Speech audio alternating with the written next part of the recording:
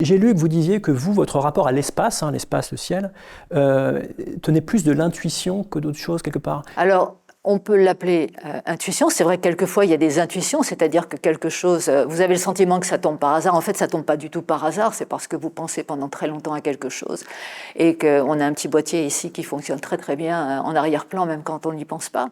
Mais en même temps, les scientifiques utilisent ça tout le temps. On se propulse dans l'univers qu'on veut expérimenter, on devient à la fois l'observateur et l'expérience.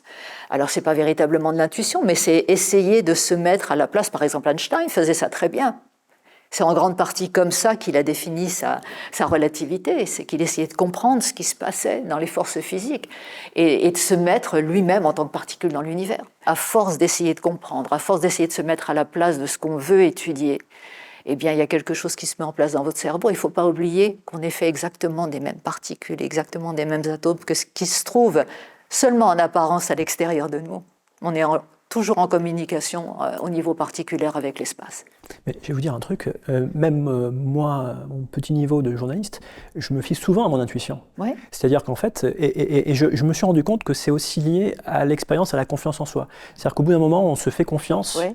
Et du coup, quand on dit on se fait confiance, en fait, on fait confiance à ses intuitions. On écoute. Ouais. On écoute.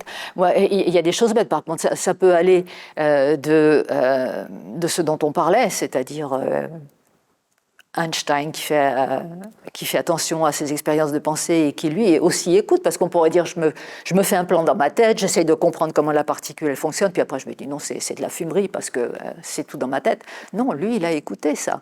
Et l'intuition, ça peut être aussi ce qui vous dit un matin quand vous vous levez, tiens, j'ai pas envie de passer par là aujourd'hui, et puis vous vous rendez compte que à l'heure où vous auriez dû passer par là, il y a un accident, etc. Vous seriez trouvé au milieu.